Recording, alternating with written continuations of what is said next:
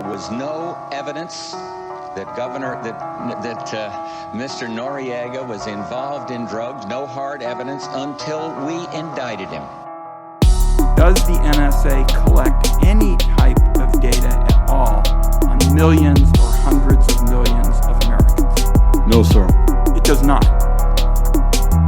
Not wittingly. Have we ever tried to meddle in other countries' elections? Oh, probably, but it was for the good of the system. Oh, we don't mess around other people's elections, Jim. Hello, and welcome to another episode of the Rackets Podcast. I'm your host, Brian Sadie. On this podcast, we typically discuss topics such as organized crime, mafia families, corruption, politics, and I've got a really interesting guest on the show today. People often refer to war as a racket, and there's many good reasons for that. The guest today is Michael Ames. He's an investigative reporter and book author based in Brooklyn, New York. After a decade working in media in southern Idaho, Ames moved east and shifted to national issues, writing mostly for the Daily Beast, Harper's, and Newsweek magazines. And his first book, American Cipher, which he co-authored with former U.S. Army infantryman Matt Farwell, was published by Penguin Press in March. And that's what I got him on the show to discuss. It's actually American Cipher, Bowe, Bergdahl, and the U.S. tragedy in Afghanistan. Welcome. Hi, thanks for having me on. Thanks so much. The first thing I kind of wanted to comment upon, and the title, like I said, should have forewarned me, because I thought it was going to be mostly a Bowe Bergdahl book, but I think you had a really interesting commentary as far as just, like I said, the tragedy or just the failed mission in many ways, war in Afghanistan. I mean, we're coming up on almost 18 years of war in this country. I think it's just really, really prescient because, and I haven't checked the latest news, but we've been trying to negotiate this truce for a while. And early on, you kind of talk about how there was this early offer of peace. And it's just kind of hoping that you could kind of expand upon that, because I don't think that the average American knows a whole lot about that. Yeah, and I didn't know about it myself until I started researching this and doing my own reading on the war. I wasn't a military reporter before, and what I discovered through authors who had done this work before I came to the game was that some of the earliest days of the war, when the Taliban knew they didn't stand a chance against the United States military, they surrendered, and several of them, look, these guys were opportunists, and several of them tried to join the new government. There were guys there were Afghans who had seen governments rise and fall. The war had been going. The country had been basically in a state of war since the end of the 70s, and they saw which way the winds were blowing, and they said, well, let's try to work with this new government, with the Americans. Our intelligence operatives started working with them, and then these guys got rolled up and sent to Guantanamo Bay, even after, in some cases, they were promised amnesty and given assurances that they'd be able to join the government. So it does not present a sterling track record of honesty for the U.S. government at the beginning of this war. And it just makes you wonder how it could have gone differently had we lived up to some of our more noble, values and aspirations, I think. Yeah, exactly. 18 years in Afghanistan, we basically got endless war. Just perpetual war. And it's not just Afghanistan.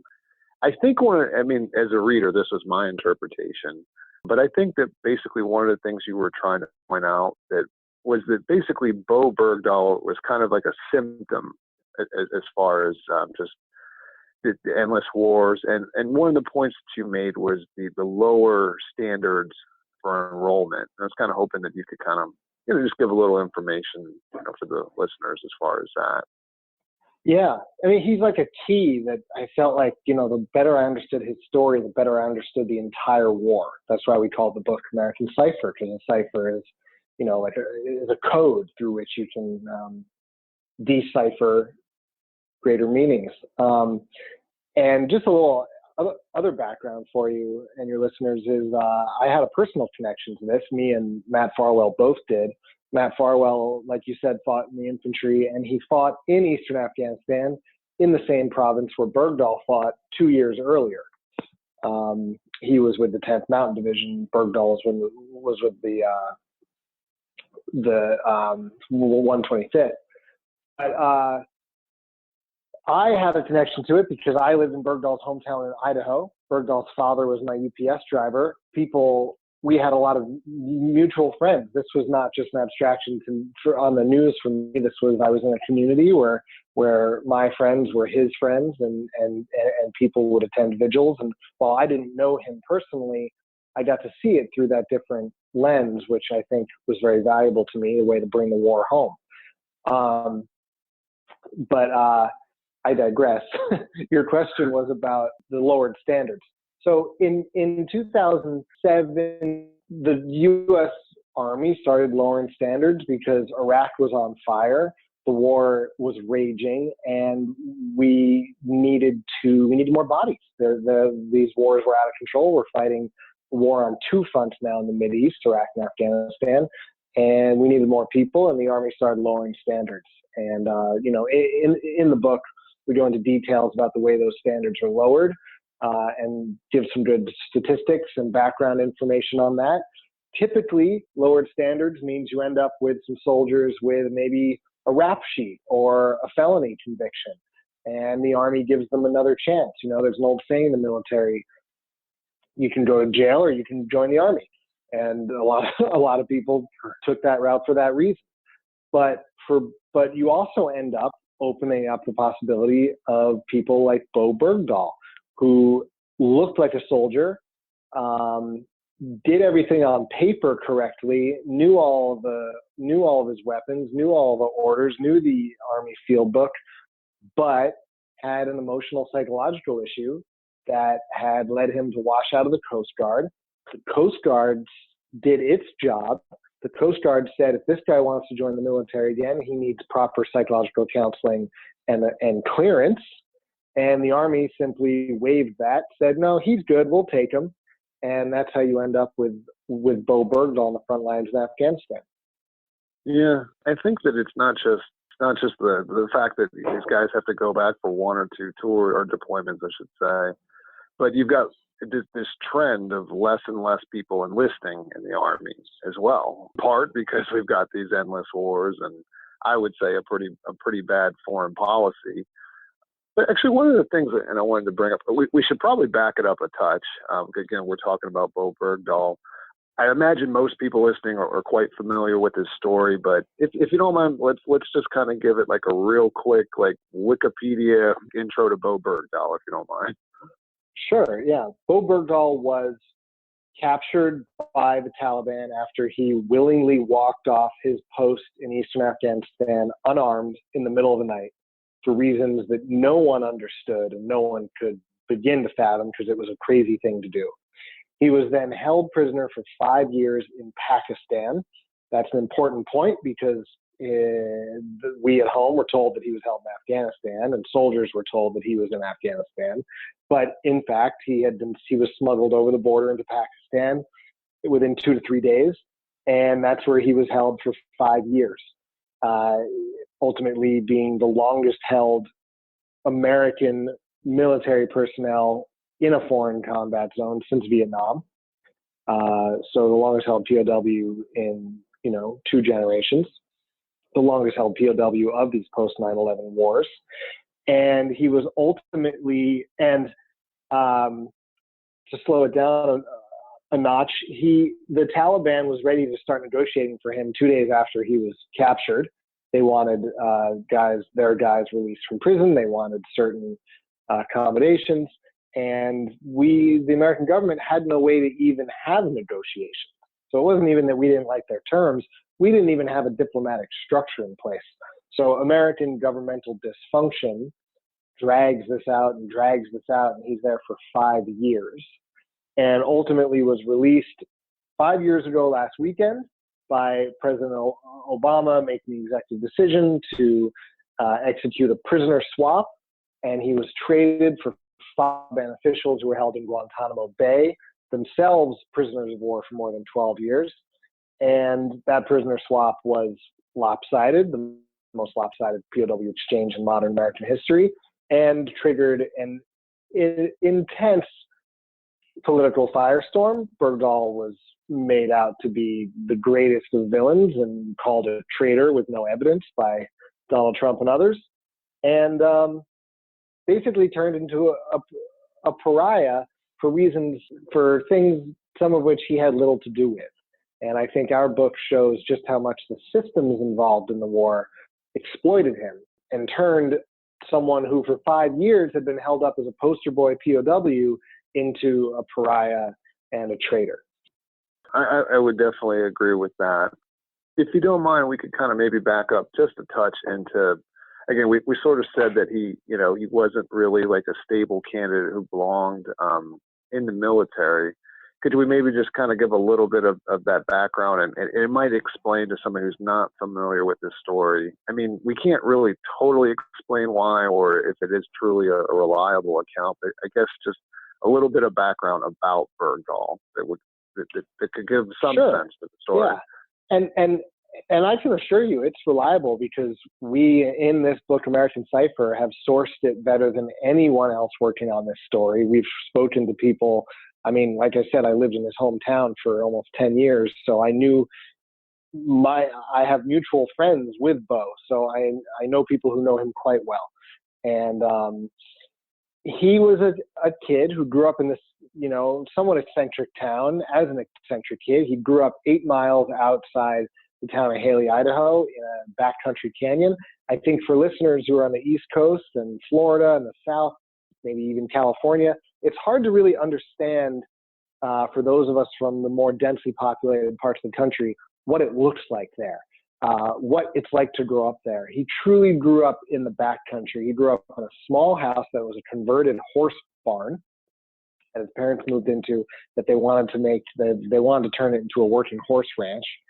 And there was, aside from one neighbor about a mile away, there was very few people there. I mean, the entire canyon, 8 miles long, maybe had 200 people in it tops.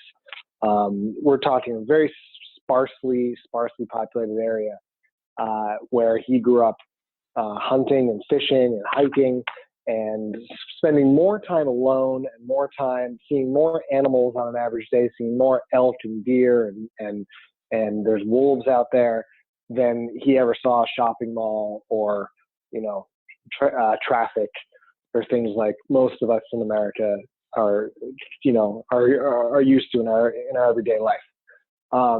But from an early age, he knows he wants to be in the military. He starts having these complexes about being a hero and a protector and saving people. I won't go into the full detail because I think the book does this really well. People can learn a lot about what it's like to grow up in Idaho. People can learn about how that town is a specifically unique place on the map. But he is another thing that I think that I didn't get a chance to go into much detail in the book, but I'd like to talk about here, is that he also grew up in a community of real economic inequality. He grew up 18 miles south of Sun Valley, Idaho, which has been a place where some of the wealthiest people in the country and the world go on vacation and have been going since the mid-1930s when the resort was founded. So he's surrounded by kids who very often can take the summers off and go traveling. They can go traveling around Europe. They can go wherever they want. They have incredible amounts of privilege, which allows them to do things that he couldn't do and that he wanted to do. And so when he starts looking for things to do, the Coast Guard, I think for that reason, made sense, because he could go see the world. But that didn't work out. Even before he tried the Coast Guard, he tried to join the French Foreign Legion. He flew to Paris to do this, but was completely in over his head. And this is an insight into how his thinking is unique, verging on, depending on whether or not you listen to the psychiatrist, fragmented and disordered and abnormal. He didn't think about the fact that he'd have to speak French. It shocked him that people in France spoke French. That was a big surprise. Right. he spent one summer and went fishing in Alaska, and he was very unhappy there because he had to kill fish all day, and he hadn't thought about that. So he's a kid with really big ambitions, incredible imagination that he lived in very often in his own mind. And he wanted adventure, and he wanted to see the world, but he didn't have the means to do it like some of these other kids he grew up around. Shortly before he eventually joined the Army, two other things that he was looking into within just a couple of months, not all of this is in the book either. He auditioned for Cirque du Soleil because he was so fit, and he had been a ballet dancer. I left that part out, but he had been a ballet dancer in Idaho, and he really took a lot of pride and attention in his ballet dancing. He was one of the lifters, who would lift up the young women, and because he was strong and he was really able to do this easily, and he was a total gentleman, so these young women loved dancing with him. But he didn't want to go to Cirque du Soleil, he told one of his friends, because they didn't treat their employees very well. Well, I don't know why he thought the Army would treat him better, but but there you go. There's an unusual way of thinking. The one other thing he thought about doing, his parents tried to get him in with their church pastor, had gone to Uganda and East Africa to work with local villagers there as missionaries. And they tried to find a spot for Bowe to go to East Africa as a missionary, but there was no room there. So, you see a trend line and an escalating desire on his part to see the world, to do something amazing, to have an adventure. He lived in his imagination in a big way, and when he signed up for the war, he did it in a very romantic, with a lot of very romantic ideas that really were quite outdated and not relevant to the dirty realities of how we fight these wars. You mentioned something earlier, and it was definitely something that piqued my interest in buying the book. Because admittedly, while this was all going on, again, you'd hear the Fox News narrative, you'd see the sort of comments on social media, this narrative that Bergdahl was a traitor, and even some, high-level military people were making this comment. And personally, I had a certain level of suspicion about all of it, and it kind of felt like your book, again, from the outside looking in, it definitely confirm my skepticism. I was just kind of hoping that you could give some sort of commentary as far as just that whole narrative of him being a traitor. I think, and I'm glad you went right to this point because it's such an important one. And the thing that everyone really needs to understand about the rumor of him being a traitor and where it started is that it first began in 2010 in an official way. I'm sure there's gossip and rumors among the guys he's with. Why do you do that? But in terms of it being published somewhere, of it being in the media, of saying Bowe Bergdahl's a traitor, it was a plant from Taliban propaganda. And Taliban propaganda is not some willy-nilly thing. They are very organized about what they do. And in the summer of 2010, the Taliban, let's call him a mid-level commander, set up in a meeting with a British journalist from the Sunday Times, which is an excellent newspaper out of London. And it took weeks for this journalist, I talked to him all about it, to set up this meeting. And when he finally got there, he knew that he was going to get the real story on Bergdahl. No one knew anything. And the story that he was told by this Taliban commander was that Bergdahl had converted to Islam, changed his name to Abdullah, and was teaching seminars in bomb making to Taliban soldiers. And this got published because there was no other source of information at the time. And people forget this because it happened in August of 2010. That's just a little over a year after Bergdahl was taken prisoner. But this planted a seed that never really went away. And people in the U.S. military, but specifically, let's talk about Mike Flynn, believed it. And I think they believed it because they wanted to believe it. I think they believed it because it worked for what it satisfied their needs. It made what they had to do easier to stomach if they could think, well, this guy's just a traitor anyway. So some people who we've talked to in the U.S. government military have just said to me how just mind-blowing it was for them to hear former military officers, like you mentioned on Fox News, say this guy's a traitor.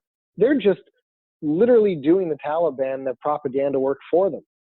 Mm-hmm. Yeah, that was stunning. Kind of while we're on this subject of media, I think that you were alluding to this in the book, and maybe you don't want to comment, but the way I interpreted it was, I think that you were sort of making the point that the Bowe Bergdahl's father did help with getting him released, but at the same time, I felt like his methods were this total PR nightmare. Sure, yeah. Well, I think the methods became a PR nightmare right at the moment when it was already going to be a small nightmare no matter what. Right. Republican congressional staffers told Michael Hastings, who did the story in 2012 for Rolling Stone with my co-author Matt Farwell, told them that early they told Mark Grossman at the State Department, who then told the reporters, but told them that if Obama went through with this trade, that they would make it his Willie Horton moment in the War on Terror, referring to the Willie Horton ad. Yeah. So that was in 2012. So by the time 2 years later he's released, there was already a plan to turn this into a communication strategy and a smear against Obama. It was already fully baked into the cake. Then you get Bob Bergdahl out there with a full beard speaking Pashto in the Rose Garden, and that is just, that is just putting, horse steroids into it. It's just, it just takes off out of the gate, and it couldn't have been more. If you're a Republican operative who wants to turn this into a press release, well, you've just been given the greatest gift of all time. And I don't think Bob really gave a damn about that. I think he wanted to make his little protest, and the other thing that readers will learn in the book is that none of that was planned. The president's aides didn't tell the Bergdahls that they were going to speak. It was all improvised, which is really incredible. But it's and I really encourage people to read it, because what they'll find out is that before that moment, before Bob Bergdahl gets in the Rose Garden and starts speaking in Arabic and Pashto, the U.S. military was encouraging him to do what he did. He was out there on Twitter making connections with Taliban supporters, with ISIS supporters, and all of his communications were being closely monitored by U.S. intelligence and U.S. military. So why is that a good thing? Because it helps identify and locate terror networks. Mm-hmm. There is a famous method to this called illuminate the network, which is something Stanley McChrystal and Mike Flynn did in Iraq earlier in that war. Well, Bob Bergdahl was doing his own little version of that. He was getting information about jihadis and about terror networks, and the U.S. and his U.S. military handlers went, "You keep doing what you're doing." Anyway you slice it, Bob thought he was going to encourage the Taliban to trade his son, but American intelligence were going, well, even if you don't do that, we're getting some valuable information based on your activity, so go for it. And the fact that he was then thrown under the bus in such a obscene, over-the-top way just goes to show also how little Congress and the political machines even knew about what was going on for 2 years prior to that. You touched upon something. This is something. I found it interesting because you mentioned it earlier, the fact that he was in Pakistan and not Afghanistan, and you're talking about all of this intelligence. I mean, it's something that I've talked about a lot with my own work, but the fact that the captors were these former allies of our intelligence apparatus and happened to be these major, opium warlords. But I was just kind of hoping you, if you don't mind, just giving a little background on who actually were his captors. Yeah, and you nailed it. The Haqqani network. So Jalaluddin, don't know how to pronounce that perfectly. Neither do I. Jalaluddin Haqqani was an Afghan warlord who was one of the CIA's most favorite warlords in the covert war against the Soviets in the 1980s. Therefore, he received training, he received money, he received weapons, he received the fulsome support of the United States CIA. And in the largest covert military operation that our country has ever undertaken. And we don't really think about it because it was covert and it was happening across the world in a place we didn't know. But remember the Chevy Chase, Dan Aykroyd movie, Spies Like Us? It turned into a comedy. But this was a major operation for nearly a decade, started by the Carter administration and then really ramped up by Reagan. So Haqqani was on the border region and he was fighting the Soviets on our behalf. And fast forward 10 years to after the end of the Soviet war and to 9/11, and Haqqani has to choose a side. Which way is he going to go? Well, he'd already been working with the Taliban, so he sticks with the Taliban. And he becomes the Taliban's most effective and ferocious fighter. And when you see news reports about bombings in Kabul and just these awful, just unbelievable acts of mindless violence where, they pack a ambulance full of explosives and put it in the middle of a crowded part of the city and it kills dozens of or hundreds of people. 9 times out of 10, that's the Haqqanis. And they also use kidnapping to make money and to get leverage. And they are, that's who took Bergdahl prisoner. And that's who held him in Pakistan. And yeah, just kind of, again, back things. I tend to, my mind works out of order.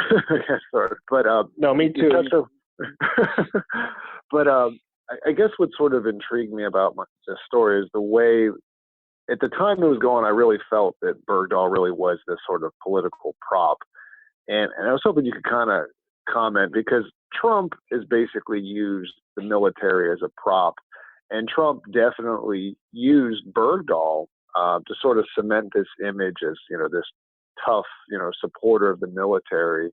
Oh, I wouldn't even know where to start on that. I mean, yeah, I don't disagree with you. I think I'm very surprised that I would be surprised if Trump had as much support in the active duty military as we might think he did. I'd love to see a poll. I mean, I think he has a lot of support in retired military. I think he has a lot of support from people, who maybe haven't had to fight the wars. But if you did a poll among people who actually had to fight the wars and see combat, I'd be really curious, because I think people would see through it. It's so transparent that he uses the military as a prop, and he latched onto the Bergdahl story early because it was an easy one for him. Yep. Here's a guy he already doesn't like prisoners of war, as we know from his feud with McCain. And here you have a prisoner of war in a Muslim country, freed by quote unquote Muslim president, according to Trump. And it's just too easy for him not to pick it up and do with it what he does to everything, which is turn it into a very simple and false morality tale. It was too simple from the beginning. And I think, but look, Trump's trying to win an election. Trump was trying to get a campaign off the ground. I don't even blame, of course, what Trump did was unethical, but we don't get mad at a crocodile for, eating animals. That's what a crocodile does. So I don't even blame Trump as much as I blame those in the news media who hold themselves up as the supposed protectors and guardians of the truth, and then run away with this ridiculous story full of myths and rumors and innuendo, and talk about it like it's true, and there were people, even Jake Tapper at CNN got had by his sources. And I think a big part of this story that bothers me is just how easily the media got played, and how the media wasn't skeptical enough of what it was hearing, because the media wanted a good story too. Well, I think what your book was just trying to give him his due, I guess you could say. I don't think that you were necessarily apologetic for him, because I think it did come across. I mean, I think that it's fair to say that there's justifiable anger towards Bergdahl. I think that's a fair thing, but it went way too far. Again, to say that he was a traitor. The one thing, though, I was hoping you could address is that there are a lot of active duty military who do have that sense of anger, but usually the main thing that they point to is this assertion that a lot of people died in trying to save him. I mean, you kind of alluded to it earlier, but I was kind of hoping that you could expand upon that, because I think that's the one main real area of contention with this story. Yeah.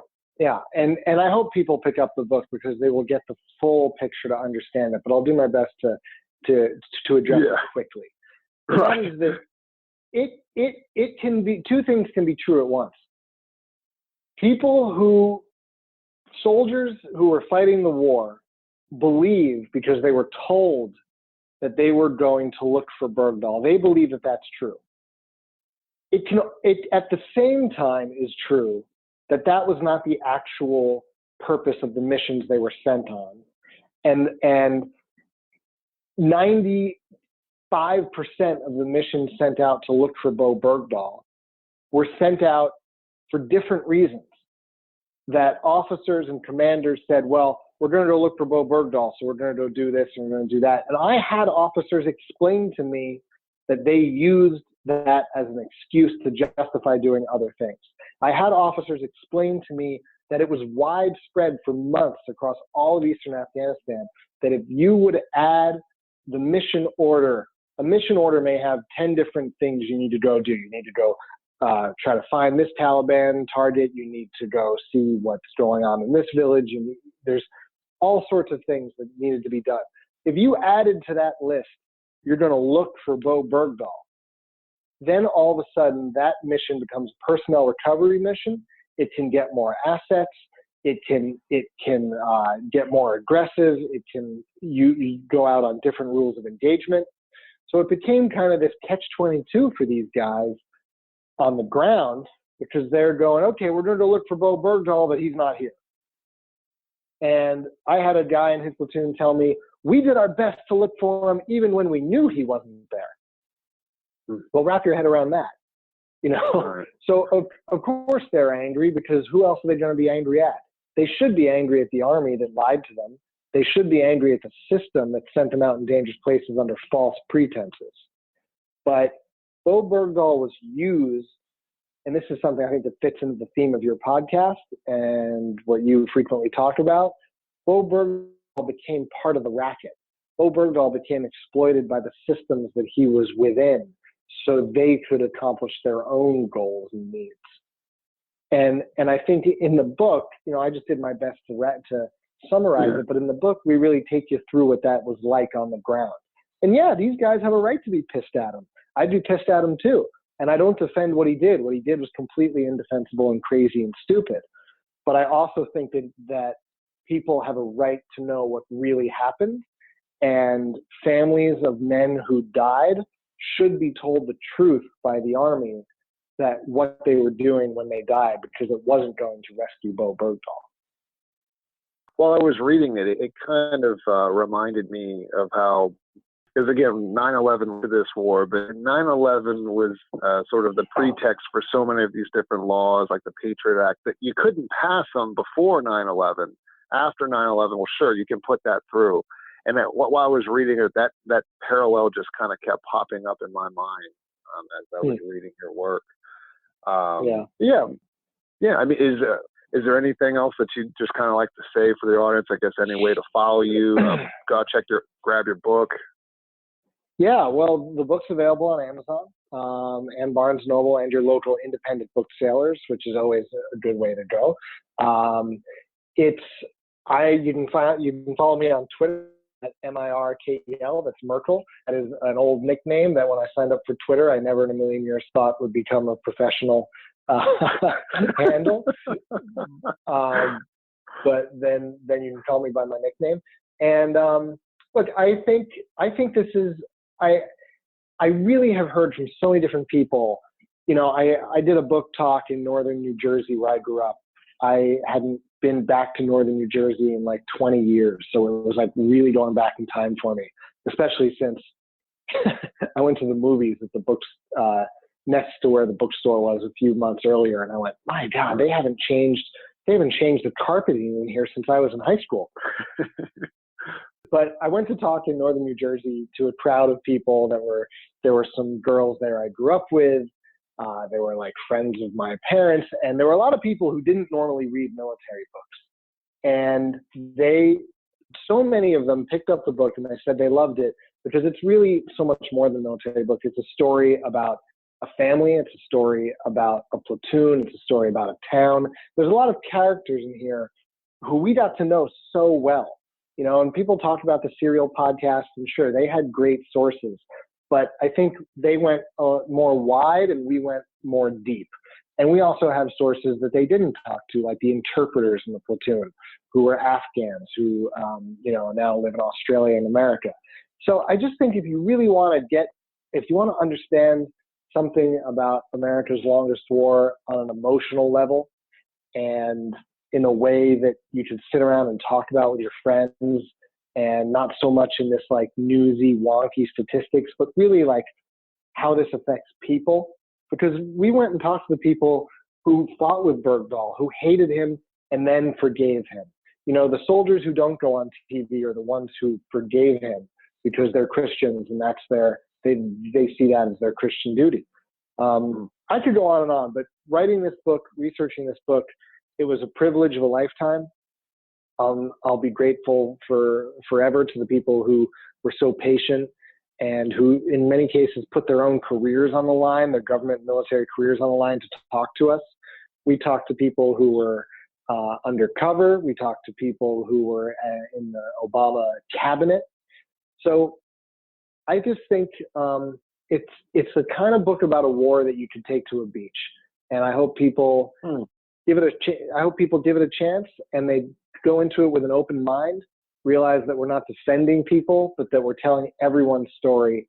And these wars are so long that it's well past time that everyone has a chance to tell their story. And I'm just lucky that I had a chance to be a part of that a little bit.